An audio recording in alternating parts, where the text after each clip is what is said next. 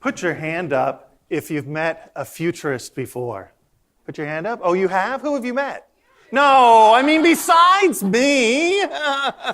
You know, there are many of us. If you haven't met another futurist, maybe you're a futurist. In fact, I meet many people that I think when I talk to them, oh, you sound like a futurist in disguise to me. There's 24,000 of us in our peak society, the World Future Society. In this community of 24,000 futurists, about a third work in academia and research, about a third work in government and NGOs, and about a third work in the commercial world. And that's where I come from, primarily, the commercial world. And I have to tell you, I get to work with all sorts of organizations, including the company that has the biggest IT budget in Australia. It's up on the upper left-hand corner. They're called Big. Guess how big their IT budget is annually? Just have a guess. Would you believe $1 billion a year? Just for IT. That's not for any of their mining costs. I get to work with all sorts of peak organizations. Third row down, I've worked with the Braun family of B. Braun, GE, Johnson & Johnson, lots of hospitals, nurses, allied health professionals, and I'm really pleased to be here to serve you today, to take you on a little journey into the future, to open your mind and deliver a little bit of a wake-up call for you. Do you have an open mind? Do you have an open mind? I don't believe you. So I went back to school to learn how adults learn differently from children. There's a whole field of study, if you don't know about this, and especially now, billions of dollars of research, mainly because we're aging, around how we remember things. And there's this technique, many of you may have heard about this technique, called the tapping technique. Are you familiar with the tapping technique? So you take your index fingers, if you just follow along, take your index fingers and just tap simultaneously, not like this where you go insane, just together like this. And then what we're going to do to practice together to make sure we have an open mind, we're going to recite this mantra, everybody along together. Ready? I'm going to say it first, and then we're going to do it on the second time together. I have an open mind. Your term. I have an open mind. Thank you. You clearly do, because I just made that up. In a kitchen. I have to tell you that throughout my career, I've bumped into people that have completely changed my life. And then I discovered that they changed the world as well. And I started my career at a company who introduced me to assistive technologies, because this company has invested since its founding in assistive technologies, since its founding. And it is the biggest company in the world today. Which company am I talking about? Apple. Steve Jobs and Steve Wozniak had relationships with people that had what they referred to as different abilities, and they wanted to make computer technology to serve everyone. And during the Paralympics, it broadcasts in America, Apple made a very special commercial. I don't think it played here in Australia. Did you see the assistive technology commercial? Should I play it? I have permission to play it. Should I play it, or I could skip over it? Should I skip over it? Oh, I didn't think so. Let's have a watch of this. In a kitchen, we move to an open bedroom door. In the bedroom, Sadie Paulson is reflected in a mirror. A caregiver brushes her hair, then helps her into a blouse. People think that having a disability is a barrier. Sadie sits at a desk working with an iMac. She moves her head to operate switches on her headrest. But that's not the way I see it. Now, a young man uses sign language on a FaceTime call. You can catch up with friends. A young woman signs back. Now a family picnics. Ready? You can capture a moment with your family. One face, small face, focus lock. A blind man takes a photo with an iPhone. And you can start the day bright and early. A woman lies in bed using an iPhone app to open motorized curtains and turn on her lights. She lowers herself into a wheelchair. You can take a trip to somewhere new. A man hikes with friends. Now a close-up of his hearing aid. He stops to select the outdoor setting on his iPhone. 3 miles to the summit. A boy reads a book on an iPad in You class. can concentrate on every word of a story. A bird began to sing. Jack opened his eyes. An athlete selects outdoor wheelchair workout on her Apple You Watch. can take the long way home. A beach at sunset. The athlete pushes her wheelchair aggressively down a paved path, quickly gaining speed. Then the footage rewinds, revealing that it's being edited in Final Cut Pro. Or edit a film like this one. We zoom out to reveal Sadie editing the film. She uses her head to use switch control, navigating an on-screen keyboard. When technology is designed for everyone, She drags a clip and plays the film. it lets anyone do what they love, including me. Sadie laughs. Then a gray Apple logo appears on a white background. The logo disappears. I'm here to spread the good news. We are living in a world that has been transformed by technology. Think about this for a moment. 10 years ago and a few days, we lived in a world that was app-free. 3,779 days ago, the App Store launched. Would you turn to the person next to you? And if you don't have someone right next to you, maybe you need to move closer to another pair and form a triumvirate of learning. Would you find someone that you can chat to in your row? You might have to move. And could you just discuss with your learning partner, how has the world changed just in the last 10 years since the dawn of the App Store? You have 60 seconds to discuss. Your time begins now.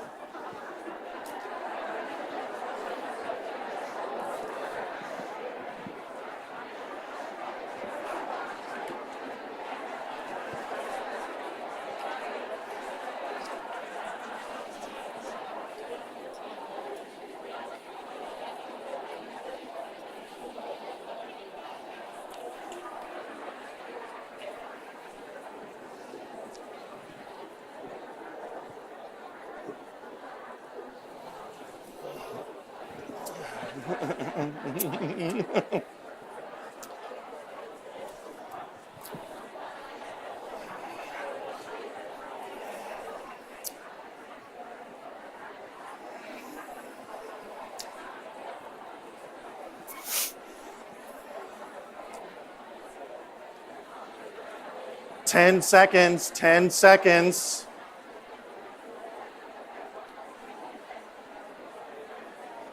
Five, four, three, two, one. On a scale of 1 to 10, 10 being massive, 1 being incidental, how much has the world changed in the last 3,779 days? Massively. There are, by Apple's count, 700,000 professional app developers now that didn't have a job 10 years ago. There are at least $1.3 trillion of companies who've started up thanks to the App Store.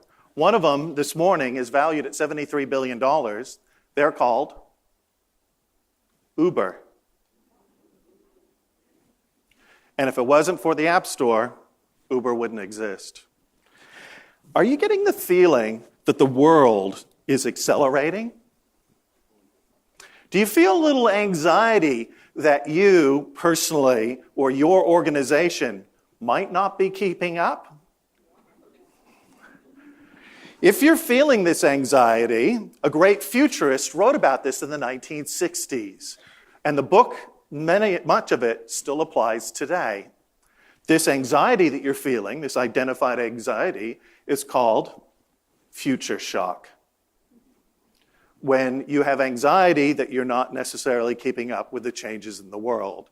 And I have to tell you, you really have no idea. Wait until I show you. Well, you just have to see it. So, throughout my career, I got to meet lots of people. I was at the World Futurist Society in Philadelphia, and this guy walks up to me, and we're chatting about the future of healthcare. I didn't know who he was, and he had a tag on, and his name was Larry Brilliant. And I thought, must be a stage name. It wasn't. He's the author of the book, Sometimes Brilliant. And after he left this conversation, my fellow futurist said, Craig, you know who Larry is, don't you? And I said, no, I don't. Could you please let me know who he is? And they said, well, right now he's running the Google Foundation and giving away $1 billion a year to worthy causes. But before that, he was on the team at the WHO that eradicated smallpox off the face of the planet. But he's being asked to come back again because it's coming back again, too. Larry's brilliant. He really is. A philanthropist who is changing the world. And when you talk to him about his vision of what healthcare will be like in 20 years, your brain is opened up in a brand new way. One of my great mentors is Ray Kurzweil. If you don't know who Ray Kurzweil is, he is the second person in charge at Google now. His emphasis for his entire career, that started when he was a teenager, has been computer-human interfaces. He built the first seeing computer for the blind. He built optical character recognition, speech synthesis. If you can speak to your smartphone, you can thank him. He had the patent for all these technologies and was awarded one of the biggest prizes in America, the Freedom Medal that came along with a $500,000 grant. Ray was at a conference speaking last March about the project that Google was next working on. And this is what he said. We've made a lot of money at Google, and we thought we would reach down the back of the lounge suite and see if there's any loose change back there. And we found $32 billion. And what we would like to do is, because we've been very successful, is give this back to society as a gift. Did you hear about this? We'll come back more to this in a bit. And to give you evidence that the world is actually accelerating, you should just get used to it. A great futurist by the name of Carl Sagan, do you remember him? He assembled the album that went on the Voyager spacecraft out into space, produced the TV series Cosmos. And one of the things that he developed to try and show people that it is a law of the universe, that the world and our galaxy, our universe, is going through this rapid acceleration, he created this thing called the cosmic calendar. So to give you some evidence that things are really accelerating, maybe you'd like to know a little bit more about this. So if you take the entire history of our universe from the Big Bang and you place that on the very first second of January 1st, you have to wait after the Big Bang several billion years before we even get to the disk of the Milky Way that hasn't even yet formed planets. And then there are several billion more years, and eventually humans turn up on the face of the planet. And we basically turn up not in the last month, in December, but in the last cosmic second. To give you an idea, Columbus arrived in America on this scale 1.2 seconds ago. The first industrial revolution happened half a second ago, and the first computer to crack the subcode during the Second World War, the Enigma machine, happened in a blink of an eye, 0.2 of a second ago. And this just keeps on getting faster. There's no slowing down. And so I have to tell you, you're going to have an open mind. We are entering the fourth industrial revolution. I want to update you on this, But with this information I'm going to show you, some of you are not going to believe what I tell you. And that's exactly the right thing to do. Arthur C. Clarke said, if you ever hear a futurist presenting and you believe everything they say, they're probably wrong. If you don't believe what they say, they're probably right. Do you know what I mean by the fourth industrial revolution? What was the first industrial revolution? It was on the previous chart. It was what kind of power? Steam power. And steam power was connected to factories. And then we had a different type of power. We had machinery and electricity, where electricity went onto the grid and you didn't need a power plant, a steam plant next to your factory. The third industrial revolution was, that we're just exiting, 2 C's, computers and communication. And the fourth industrial revolution is driven by 8 mega technologies that are all impacting your fields of study. I don't have a lot of time to spend on this. I have a limited time in my keynote, but there's going to be some additional study that you might like to do on YouTube. You can Google the fourth industrial revolution, and there's documentaries that you could play, and I'd really suggest it as your homework if you're interested in this area. But I thought I'd play just a little clip to update you on where we are in the world. And I think it's quite interesting that the way that they wanted to start this video was with a human culture that's probably been around for 50 or 60,000 years in this country. And when this video was played 2 years ago at the World Economic Forum, they turned the cameras around and all the world leaders, bankers, and titans of industry was there. And guess who was sitting front and center listening to this video that I'm about to play?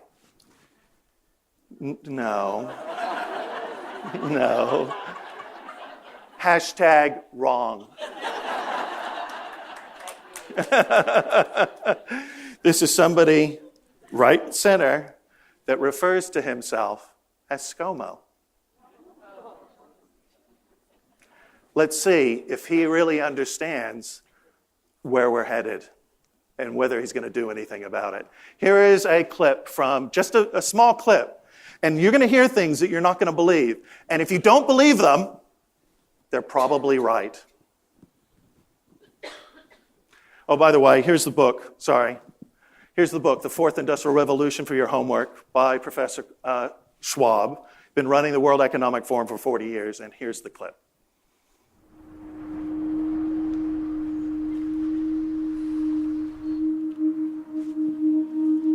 We are wondering what is happening to the world. Everything is changing.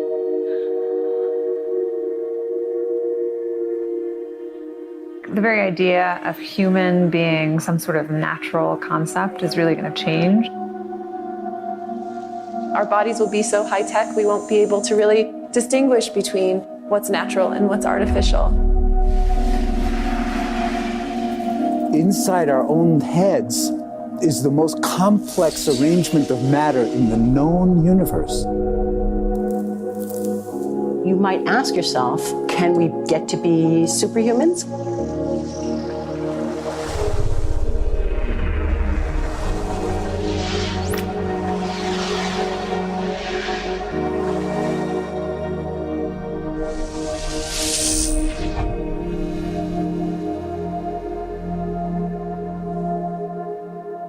The original Industrial Revolution was driven by the discovery that you could use steam engines to do all kinds of interesting things. But that was followed by additional revolutions for electricity and computers and communications technology. We're now in the early stages of the fourth industrial revolution, which is bringing together digital, physical, and biological systems. One of the features of this fourth industrial revolution is that it doesn't change what we are doing, but it changes us. with the ability to visualize brain activity, for example, through a simple consumer-based EEG device, it gives us access to ourselves in ways that we've never before thought possible. It unlocks the black box that is the brain and enables us to really, truly be able to realize an identity that is aspirational. There's now a scientific foundation for the effects of mindfulness on the brain, on the genome, on biological aging. And when the human mind does know itself, then you get the potential for a new renaissance that restructures itself in terms of our relationship to life, our relationship to the planet, our relationship to work. We need a different economic model. And by that, I don't mean capitalism versus communism. What I'm talking about is a shift in the system along the lines of the two big changes that happened in the 20th century, Keynesianism, with a much greater focus on health and education and the role of government working with business, and then a reaction against that in late century to neoliberalism, where the focus was on free markets, freedom of the individual, and getting governments out of the way. We need a shift to a new system that will allow us to meet the basic needs of every human on the planet, that will live within planetary means, that will be fairer, and that will be focused as its key goal, not on growth per se, but on maximizing human well-being. And history tells us that a values shift is triggered by creation of a new story about how we want to live. We are starting a new story about how we want to live right now. Can you feel it? It's because we're entering the fourth industrial revolution. If you'd like to know more about this, you can go to youtube.com/WEF, which stands for the World Economic Forum. Now, I'm going to recommend this book for you. This book was written in 2012. Since it's been written, it has been peer-reviewed. It has been spoiler-tested. It has had the skeptics trying to tear it apart. And all the predictions in 2012 have been quite conservative and become true. The book is called Abundance, The Future's Better Than You Think. And if you have a pessimist in your life, please buy them this book, give it to them, and say, read this book, and let's have a cup of coffee in a month's time. And I absolutely guarantee you, it'll flip their view on the world. One of my leaders that I deal with in a big organization carries around boxes of these in his trunks and gives them to troubled employees. And he says that they completely change their point of view. And you know who I'm talking about, don't you? You know that person? You know who I'm talking about. In this book, Abundance, The Future's Better Than You Think, Peter Diamandis and Stephen Kotler said that there are 8 mega technologies that will define the next 30 to 40 years. And 2 bills said that it was important that every leader in the world read this book. This first bill, his name is Bill Clinton, and the other bill, his initials are BG, Bill Gates, but BG also stands for now biggest giver. In the book, it talks about the 8 mega technologies, and you'll want to have your phone ready so you can snap a picture so you don't forget it. Get your phone out ready with the camera.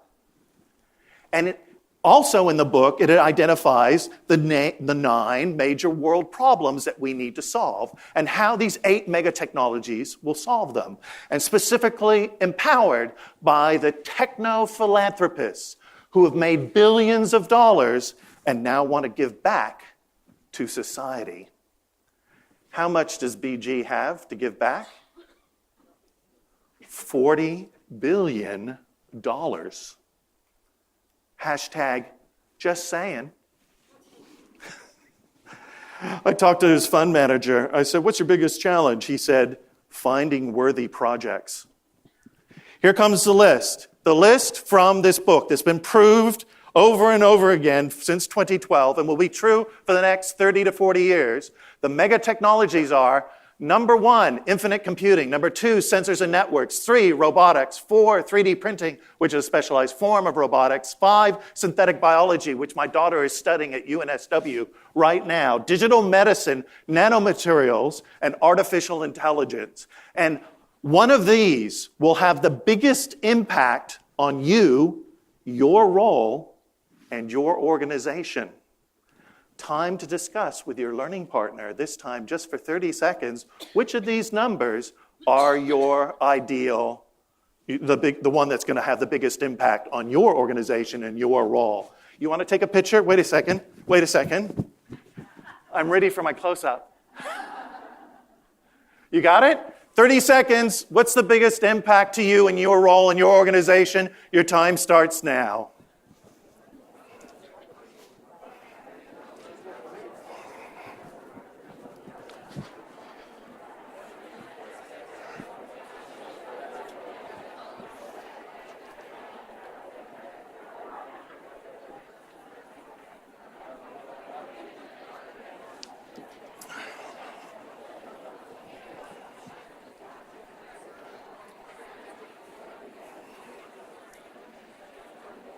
Ten seconds. 5, 4, 3, 2, 1. On the count of 3, will you all hold up on the count of 3 the number of fingers that apply to the trend that you think will impact your area the most? 1, 2, 3. Yeah, 2, 8, 5, 11. There is no 11. How did you get 11 fingers? You know what the real answer is? Clearly, all of them. And in the limited time that I have today, I thought I'd focus on 3 of them very quickly. And I will not be able to get through all of my 869 slides. So the organizers don't know this, but I'm going to offer free to all the delegates or anybody within your organization the rest of the keynote online in about a month's time after you've had time to read Abundance. Free of charge. I'm not trying to sell you a premium product. There's so much more I want to share, and I have limited time today, so let's get started. The good news is that life sciences are developing many times faster than Moore's Law. The last 10 years, the rise of the App Store has been because of Moore's Law. Moore's Law states that the price performance of chips would double every 18 to 24 months. It was a prediction made by a futurist who found a venture capitalist, and they started a small company called Intel. If you'd like evidence of this, Ray Kurzweil has 449 slides to prove this point. I've selected one. This is the National Human Genome Research Institute. The solid line that you see is the decline in cost if you were to follow Moore's Law. Can you see the drop in price of DNA, RNA sequencing? My daughter, who's studying bioinformatics and biomedical engineering, is looking forward to the desktop life-form printer that she is crowdsourcing right now and is expecting to be shipped to her in the next 12 months. What kind of printer did you have when you went to school? Did you have a custom life-form printer? Yeah, one of those mimeographs? Is that what you were? No? Oh, okay. Imagine this. The world has been transformed by Moore's Law, and you're now in an industry that is changing 6 times faster than Moore's Law. Good morning, everyone. Let me give you an example of infinite computing.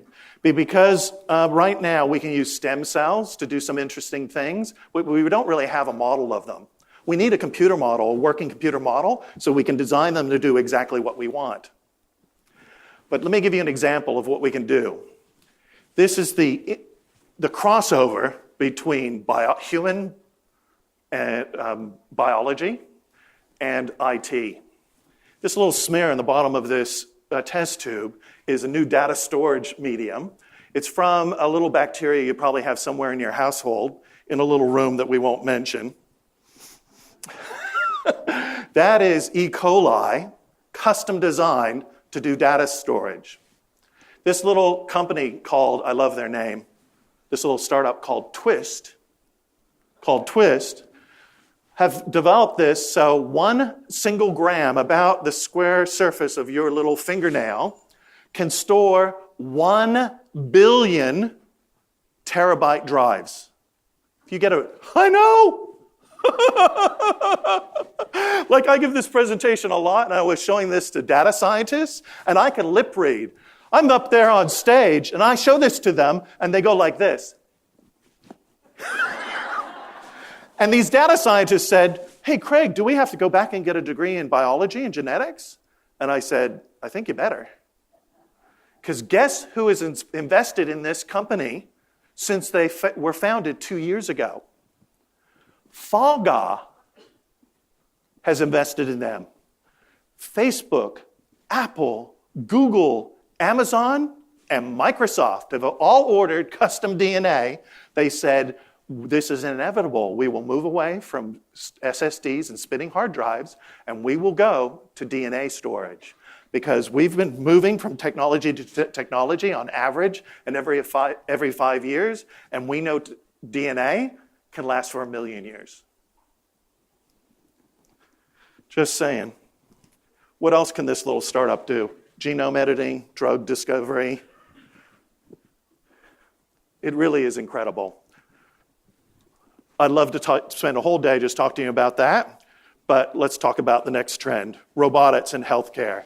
I don't want to spend a lot of time on this, so I thought I'd just collect a series of robots that are being used for assistive technology and rehabilitation as well, that have just popped up in the last 60 days. This is how fast this is moving. Just give you an idea. First, the one's a little historical. The world leader for aging population is Japan. And because the country grew up on Astro Boy, you think I'm making this up. Because they grew up on Astro Boy, they're completely accepting of a helpful robot to help them in their lives. Here in Australia and New Zealand, we're not so accepting, although when we name the computers, we actually prefer them to regular doctors. Just saying. Reba 2 here, the problem with aged care workers, of course, I do a lot of work in aged care, is the aged care workers are getting older. They're getting injured, lifting and carrying. So Reba is a soft robot that can't hurt the humans, that can do lift, put them back in bed, take them through the facilities, and so on. This is all happening right now. Right now, within the last 30 days. Researchers at Pitt University are using ultrasonics to trigger muscles for people that can't move their legs. And it's all being controlled by human thought. A very slow computer network between their brain and their legs are bypassing the disconnection, and the legs are working. It's a bypass. And right now, the speed of this communication is like a dial-up modem. Imagine in 5 years' time when the IT network in your body is broadband. Do you think I'm making this up? We're already investing in this area. Here's one startup that wants to eliminate, this is just a few days ago, wants to eliminate pain when people are going through rehabilitation. It looks like they're probably going to get $25 million startup cash. Not too bad for a 6-minute presentation. I'll just show you 1 minute of it. And you just light it on like this. Oh, wow. And you can try to move. So the main, the basis. How are you feeling there? Is it inflating? To do exercises. Is it inflating? What's the reaction? I feel like I'm in a Taller. Corset. It feels really weird. It feels like I'm in a compression suit, though. Yeah, it's pretty cool. So am I supposed to be doing exercises? In fact, you're supposed to move to retrain your muscle. When you have back pain, you tend to do less and less activities. And when you tend to do more activities, there is still pain. But with this, you get rid of the pain. Can I go running in it? Not yet. Not yet. Okay. Soon, though? We are not planning on, right now, our focus is for rehabilitation, to bring people on their daily activity, not running. Okay. Other questions? So is this meant to now that I look like just make sure you have the right posture when you're doing exercises, or is it meant to train you so that your body is... Like right now I'm feeling something so that my muscles... But I think the question is, so that's great, but when you take it off, is it intended to improve your posture and other ergonomic elements just in your daily life. So we'll have positioning exercises as well to improve the posture of the persons and provide them with stretching exercises as well as muscle strengthening. The major point is to get rid of the pain barrier that the patient is facing when going through the physiotherapy. The next major trend that will impact your industry in the next 30 to 40 years are clearly sensors and networks. And when we get broadband running within your body, which is coming soon, this could change everything. I've spoken to many experts in your field, and they tell me that body parts can function separately if we could just communicate between them. There are people already working on this. You can see early signals of this, because in 5 years' time, every health team are going to be connected to their patients. Do you believe this? 24/7. I knew this was going to get you when I said this. Luckily, there are going to be algorithms, and you're only going to be notified if there's a problem. But it will allow you, as a medical professional, to probably monitor 6,000 patients as an individual. In other words, be like a superhuman. Just saying.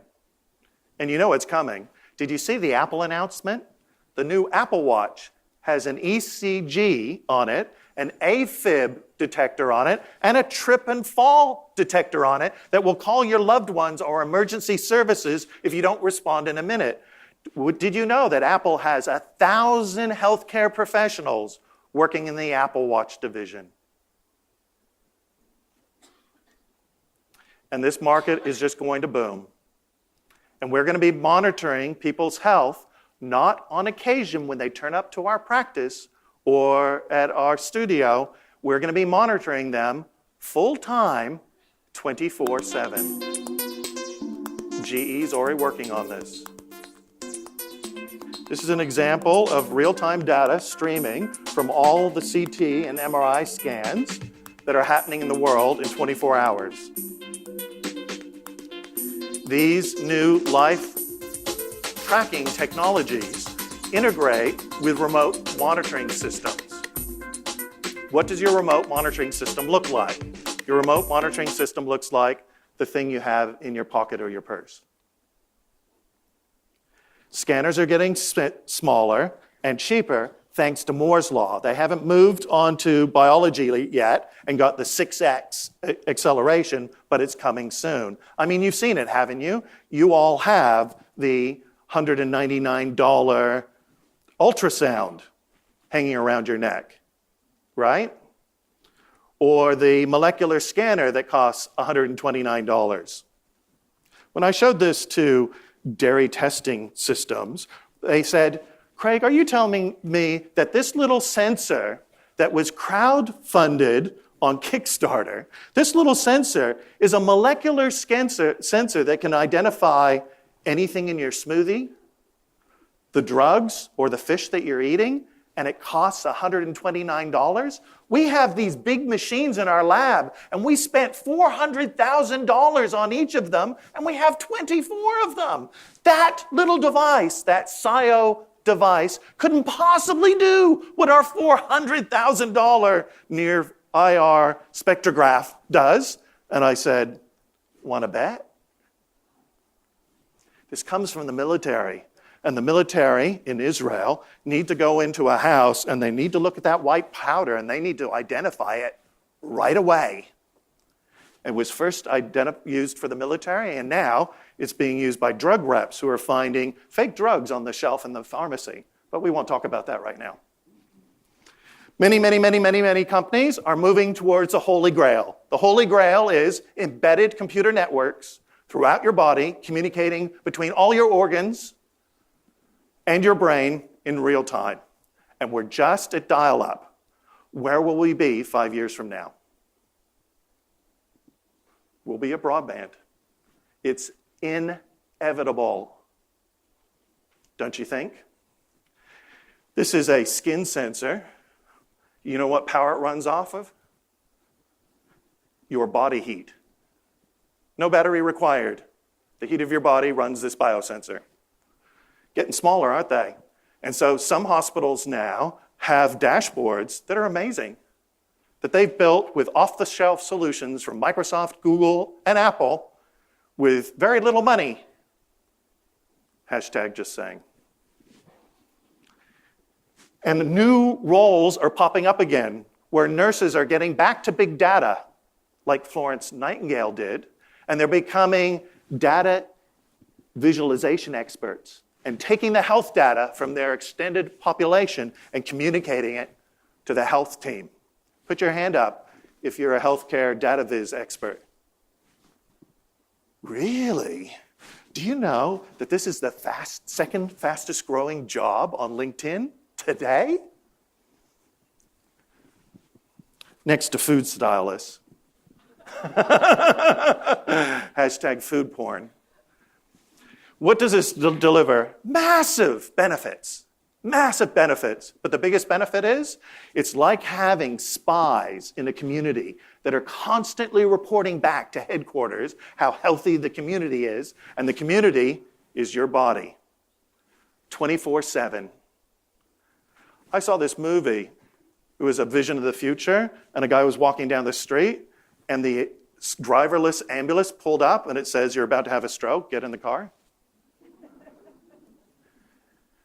They're planning this in Singapore in 3 years' time. You're nodding. I'm not making this up, am I? Just think, when you have a little device that is built into an iPhone, or this is my ECG at the break. If you'd like to do an echocardiogram, come and see me. We can do it on our phone. That costs $99, and it sticks on the back of your phone. You each have one of these, right? Really? I kind of knew that.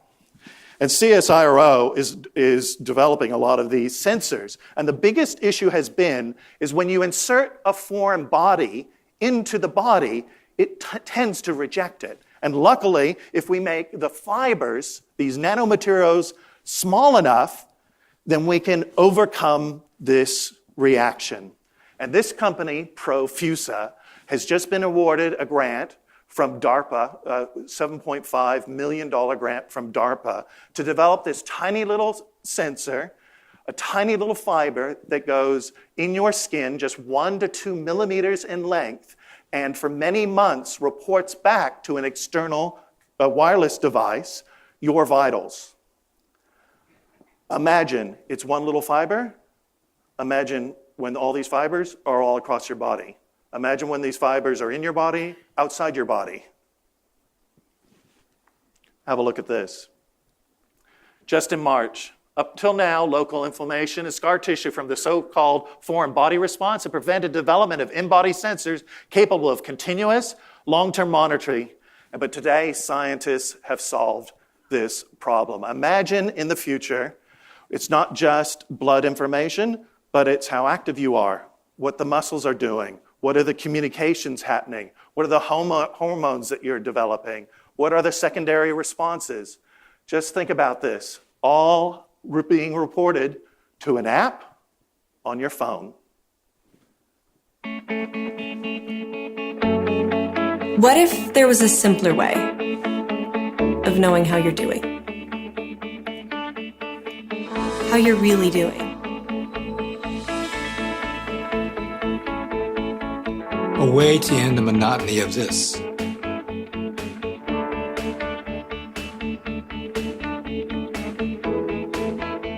And enjoy the freedom of this. Let's take the difficulties and the hassles that you've always known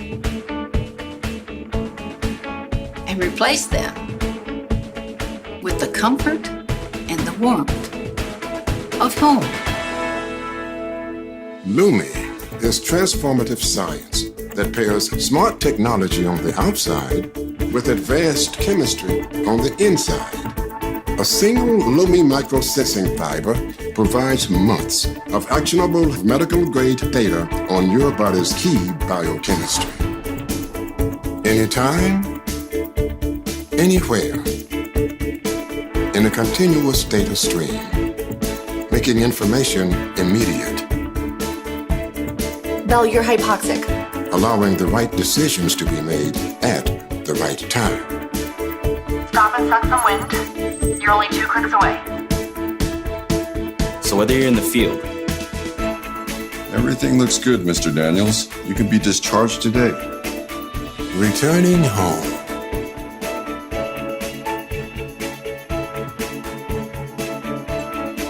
or training to be a better you. Numi answers the most important question. How am I? How am I? How am I? how am I? How am I?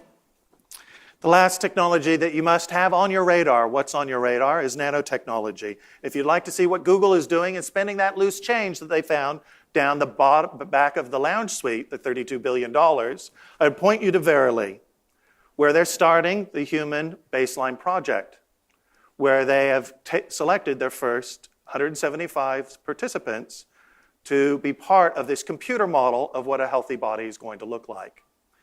I'll play you just a bit of this clip and then show you the quote for how long it's going to take, according to Ray Kurzweil.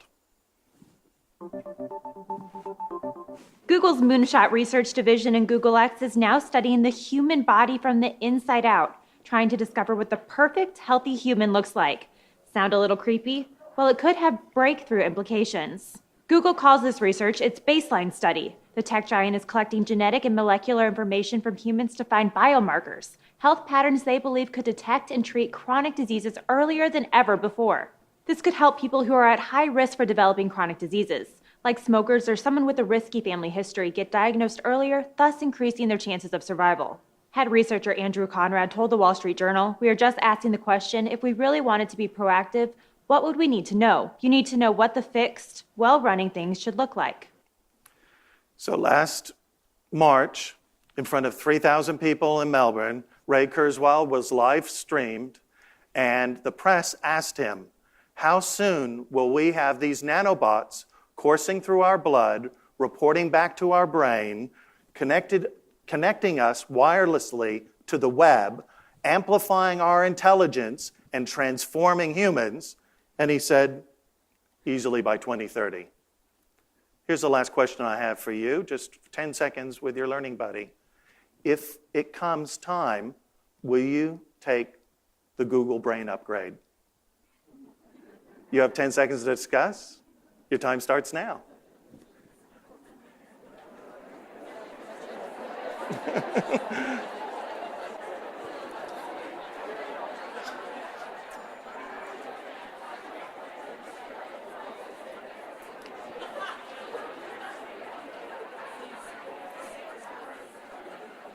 Five, 4, 3, 2, 1. Here we're going to go. On the count of 3, thumbs up if you'll take the upgrade. Thumbs down if you don't want the upgrade. 1, 2, 3. One young person said to me, "I'd like the upgrade, but I don't want the pop-up ads." Guys, there's so much more I want to share with you. I'm dying to share with you. Please, in 30 days, I'm going to be offering, I'm not trying to sell you anything at all, the rest of the keynote. I would love to go through all the other parts. Please, please, please, take the time to look up from what you're doing, look over the horizon, and make a plan for the future. Thank you so much for your attention.